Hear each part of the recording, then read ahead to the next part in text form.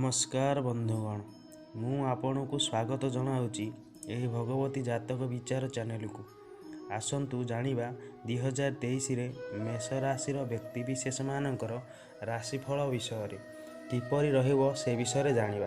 यह पूर्वर मु आपण को कहि रखुछि कि केउ केउ नाम बा अक्षर रु मेष राशि होइथाय।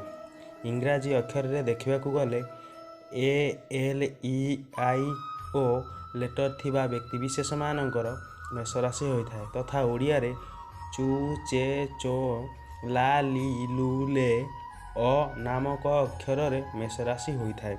मेष राशिर लग्नर अधिपति मंगल महाग्रह अटंती।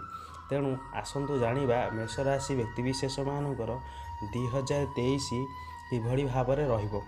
प्रथमे व्यापार क्षेत्र रे व्यापार और व्यवसाय क्षेत्र रे जानिबा।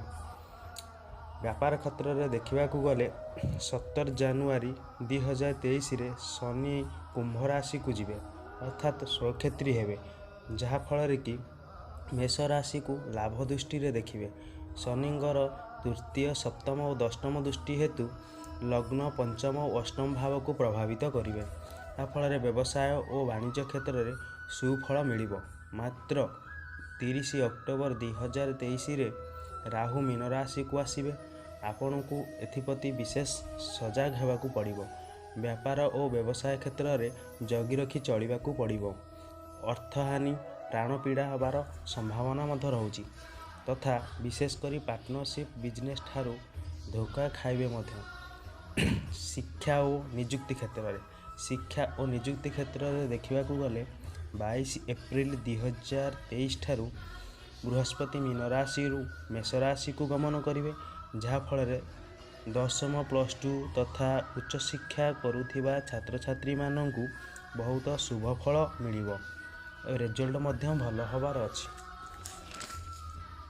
17 जनवरी 2023 रे शनि कुंभ राशि रे शश योग सृष्टि हेतु आपण को चाकरी क्षेत्र रे शुभ फल मिलिबो।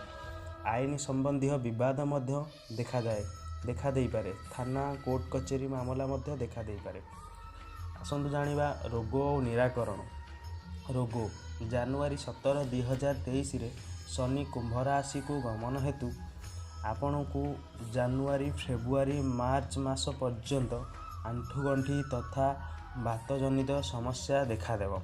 किंतु 22 एप्रिल 2023 ठारू बृहस्पति मीन राशि रु मेष राशि को गमन हेतु समस्त रोग जंत्रणा मुक्ति मिलिବ एवं बृहस्पतिंकर पंचम दृष्टि हेतु संतान प्राप्ति मध्य हेब। लव मैरेज लाइफ वैवाहिक जीवन बृहस्पतिंकर सप्तम दृष्टि हेतु मेष राशि व्यक्तिविशेष मानकर विवाहर जोग सृष्टि होउची तथा पुराणा बंधु को मध्य फेरी पाइबे। आशा करुची आपण को यही वीडियोटी भल लागिथिबो। जदि आपणकर किछि राशिफल विषय अधिक जानिया पई चाहुचंदी कमेंट माध्यम रे जणातु। आशा करुची नूतन वर्षटी आपणक मान पई शुभ और